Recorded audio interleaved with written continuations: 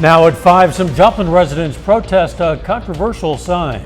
Plus, why some Southeast Kansas firefighters are getting in extra training. And South Carolina Senator Tim Scott officially joins the presidential race. Florida Governor Ron DeSantis is expected to be next. I'm Cristian Benavides in Palm Beach with how the Republican field is shaping up. The 4 states' most watched news starts now. Authorities in northeast Oklahoma investigate a body found in Buffalo Creek. This is KOAM News at 5. I'm Dow Quick. Civilians found the body of a woman in her mid-30s in Buffalo Creek near where it enters the Elk River. She was found in about 6 to 8 feet of water. GRDA officers recovered her body and turned it over to the medical examiner's office for processing. It's been 12 years precisely since an EF5 tornado tore through Joplin, killing 161 people. It remains the 7th deadliest tornado in history. Its wind speeds topped 200 miles per hour, damaged nearly 7,500 homes, more than 550 businesses. A memorial sculpture now sits in Joplin's Cunningham Park, honoring those who lost their lives. Nothing like that, fortunately, in our near future. Let's check in with Chief Meteorologist Doug Heddy. Oh, it's actually turned out to be a great day for us today. We've had the puffy little cumulus clouds during the afternoon, but overall, a pretty good day. You can see the clouds a little bit thicker on the Kansas and the Oklahoma side, but most of us are looking fantastic. We do have showers, thunderstorms just to the west of Wichita, down through the panhandles of Oklahoma and Texas, but those aren't going to make it here tonight, but our chances will go up over the next couple days.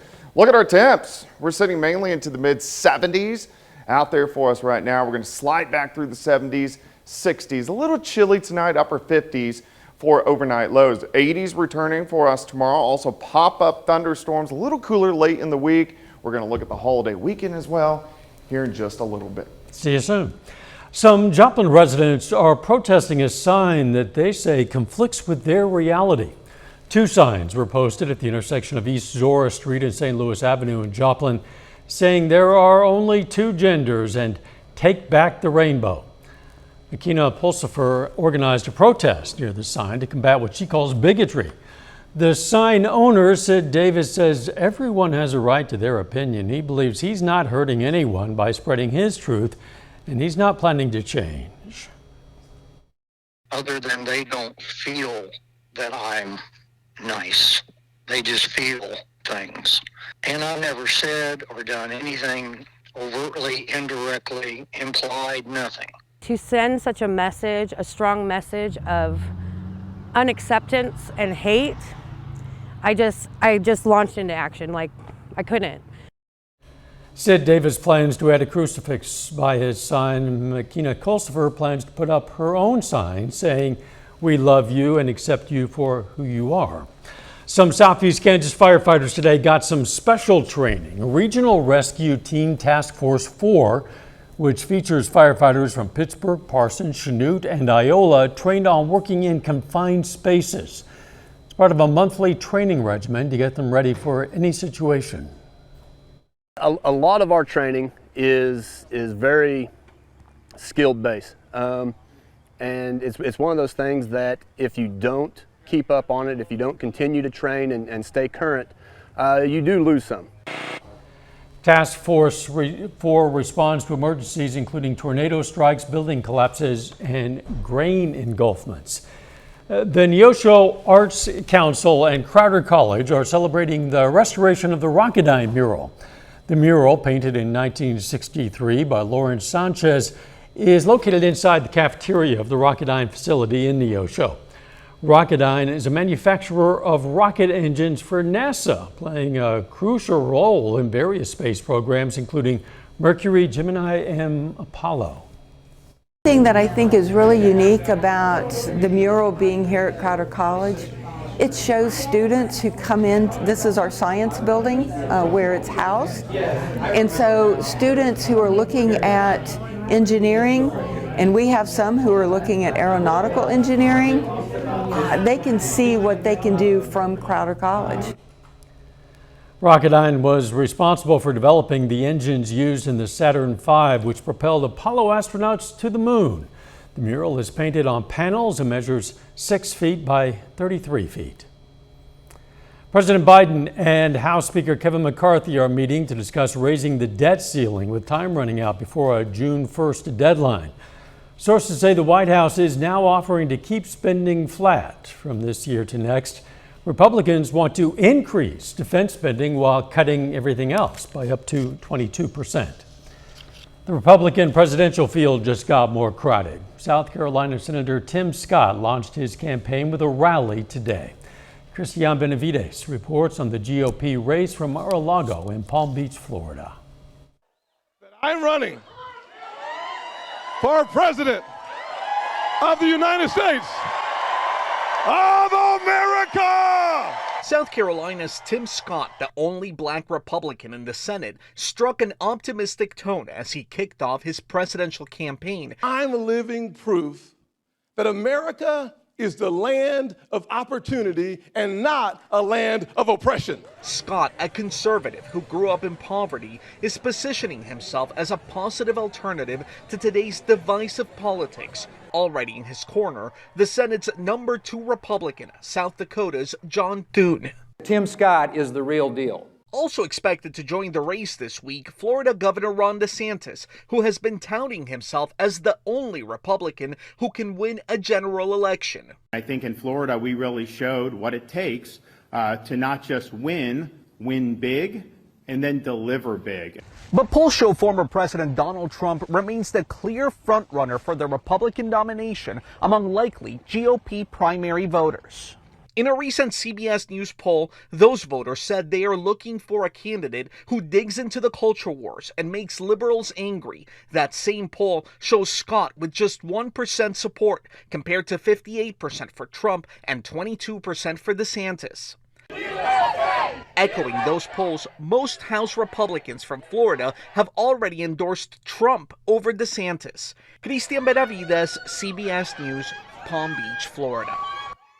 Other candidates officially running for the GOP nomination include former South Carolina Governor Nikki Haley, former Arkansas Governor Asa Hutchinson, and businessman Vivek Ramaswamy.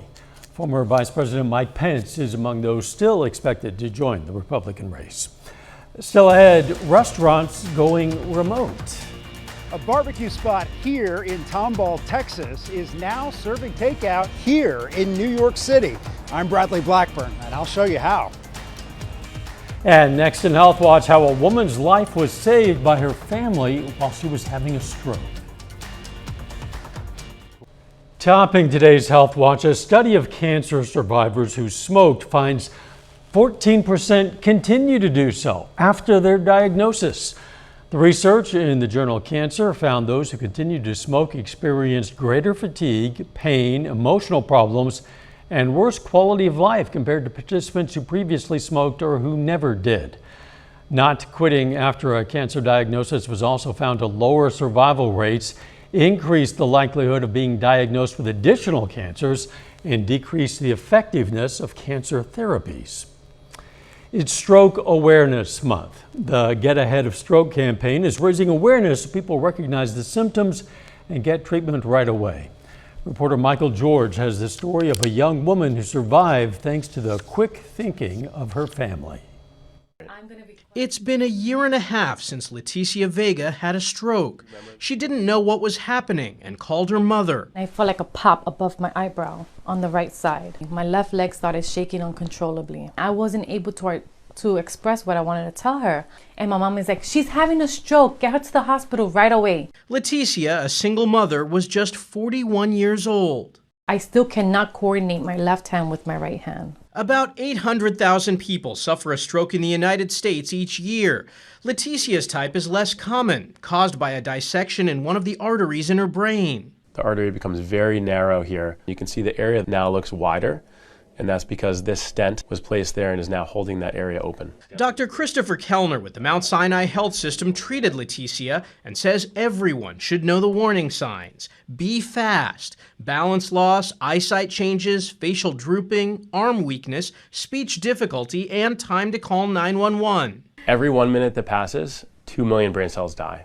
And so there really is an extreme time pressure to get to treatment. I'm recovering. It's just mentally, I'm not doing well. Depression, anxiety, fear.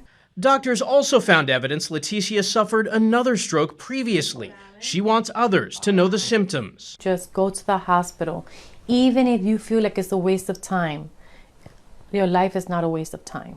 She started working out again and takes a low-dose aspirin daily to reduce her chances of having another stroke. Michael George, CBS News, New York.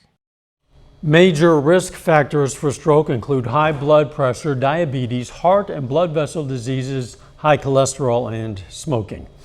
And that is a look at today's health news. A little bit later, while the European Union is hitting Meta with a more than $1 billion fine. Plus, temperatures are going to warm up a little bit more over the next few days. We're going to look at that coming up.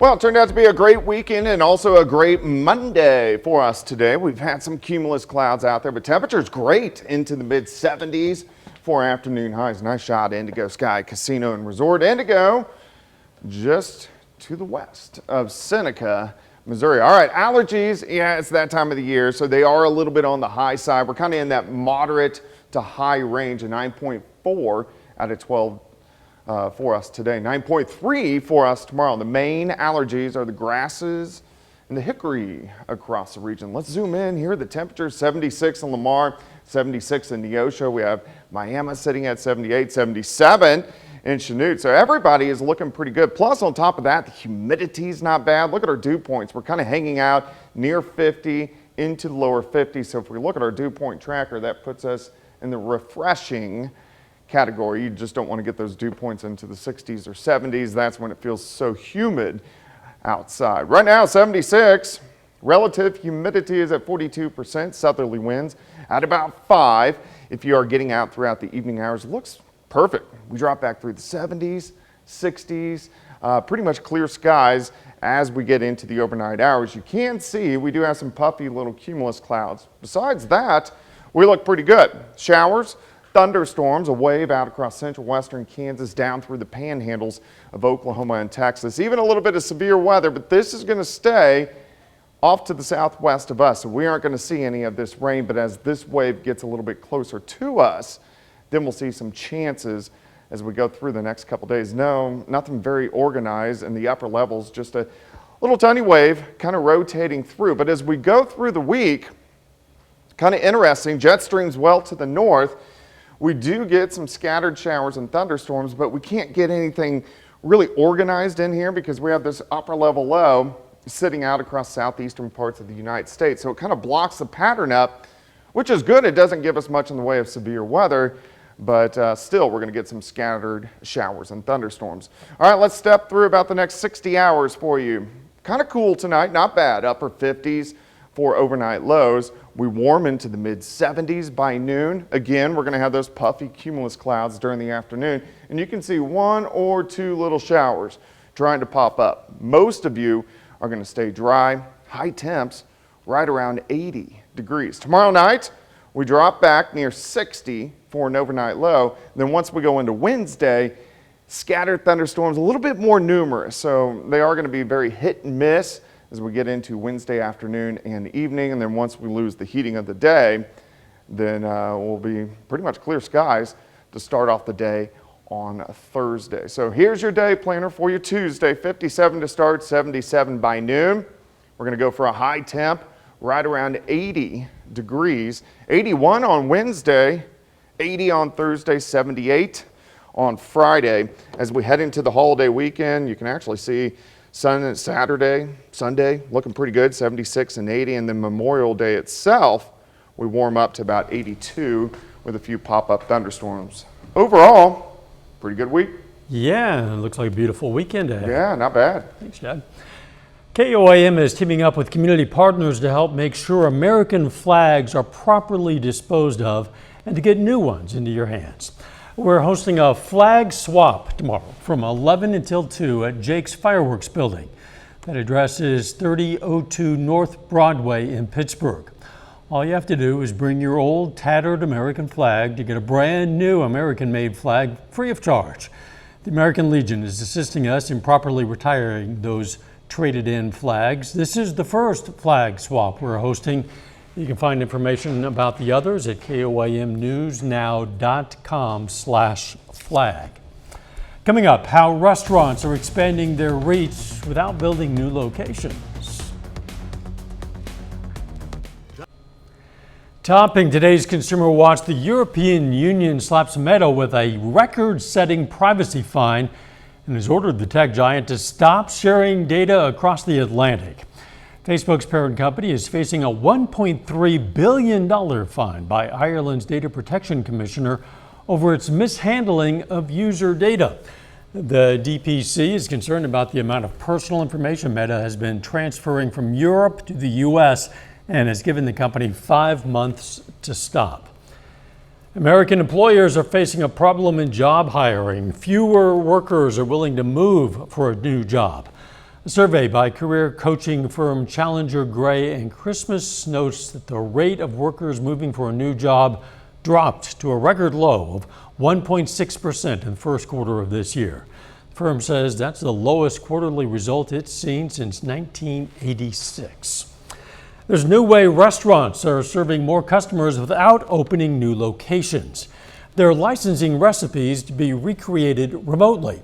And as Bradley Blackburn explains, it means Texas barbecue is now a hit in a surprising place.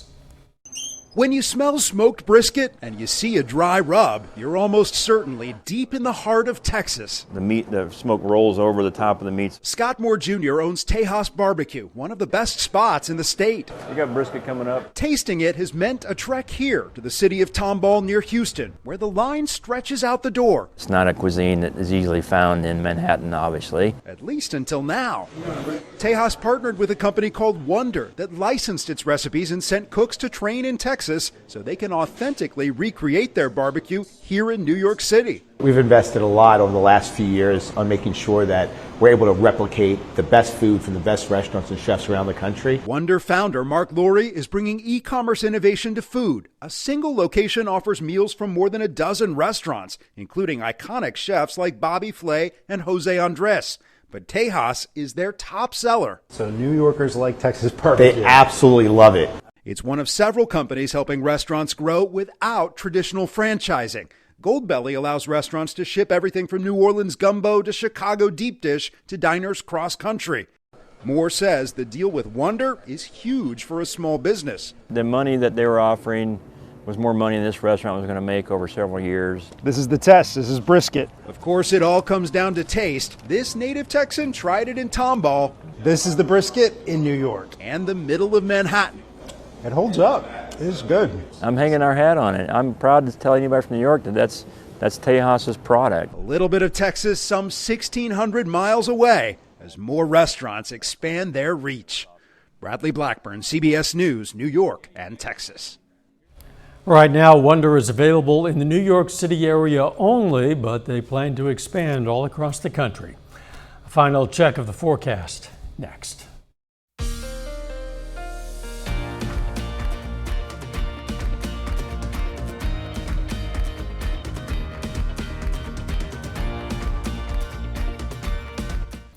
Up next on the CBS Evening News, the latest on the debt ceiling negotiations and what a default could mean for you.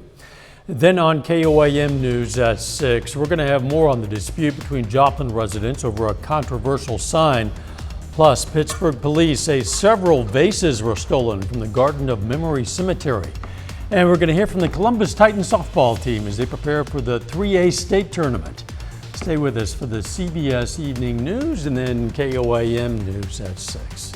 At the moment, anyway, we are enjoying some beautiful weather out there. Yeah, it's a fantastic evening for us as we drop back through the 70s, 60s, down to about 57 a little bit later on tonight. 80 tomorrow, random little pop-up thunderstorm. A little better chance on Wednesday and Thursday, but these are going to be very hit and miss. Temperatures hang right around 80. Sounds pretty nice. Thanks for joining us. CBS Evening News is next. And of course, we're going to be right back here for KOAM News at 6. See you then. Let's make it a great evening.